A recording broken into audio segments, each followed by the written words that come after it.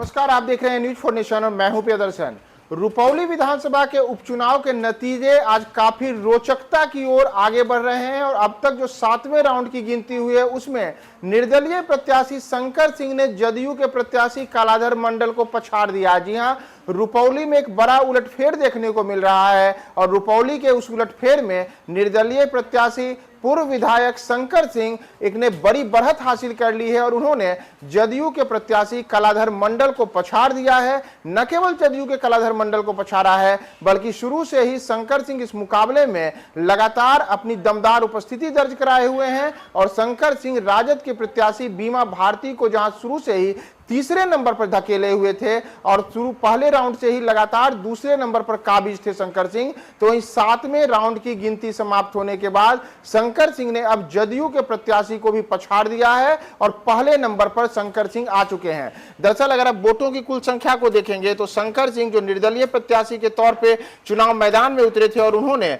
चुनाव के दौरान अपनी जीत को लेकर के कई बड़े दावे किए थे, वह मुकाबले में फिलहाल 37,137 वोट 7वें राउंड की गिनती के बाद ला चुके हैं, जबकि उनके मुकाबले जदयू के कालाधर मंडल केवल 36,101 वोट ही लाए हैं और इस तरीके से शंकर सिंह इस कड़े मुकाबले में 1,036 वोटों से आगे चल रहे हैं। जबकि इनके मुकाबले अगर हम तीसरे नंबर की बात करें तो बीमा भारती तीसरे नंबर पर है, उनको मात्र 20,253 वोट आया है और वह शंकर सिंह के मुकाबले 16,884 वोटों से पीछे चल रही है। तो 5 बार की विधायक रही बीमा भारती इस बार उपचुनाव में करीब करीब उनकी हार होती हुई दिख रही है, रेस से बाहर होती हुई बीमा भारती दिख रही है। राजद प्रत्याशी को यहां बड़ा झटका लगा हुआ है और न केवल राजद को झटका लगा है बल्कि 7वें राउंड की जो गिनती खत्म हुई है उसके बाद जदयू प्रत्याशी कालाधर मंडल की भी मुश्किलें बढ़ गई हैं और कालाधर मंडल 6 राउंड तक यानी कि आधी गिनती जब तक हुई थी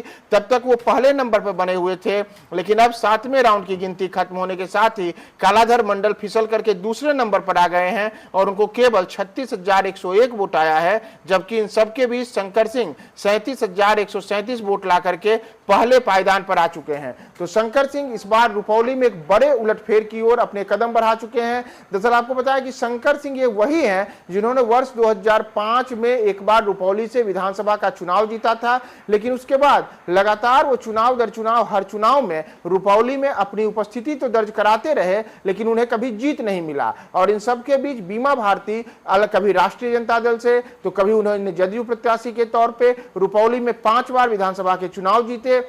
और अब इस बार रुपौली की जनता जबकि विधानसभा के उपचुनाव में इन तीनों के बीच कड़े मुकाबले के आसार लगाए जा रहे थे, तो उस मुकाबले में आप कह सकते हैं कि जहां एक और तेजस्वी यादव की पार्टी को तो रुपौली की जनता ने पूरी तरीके से नकार दिया है, तो वहीं दूसरी ओर एक बड़ा झटका जदयू को भी यहां पे लगा है और जदयू के प्रत्याशी भी यहां पे पिछड़ चुके हैं। तो अब रुपौली का परिणाम कुछ समय में ही फाइनल आ जाएगा और उसके बाद यह पता लगेगा कि निर्दलीय प्रत्याशी शंकर सिंह अपनी बढ़त को कहां तक बरकरार रख पाते हैं। हम आपको तमाम अपडेट्स बताएंगे। कुल 12 राउंड की मतगणना होनी है, 7 राउंड हो चुका है और 7 राउंड के बाद शंकर सिंह ने जदयू प्रत्याशी को पछाड़ दिया है।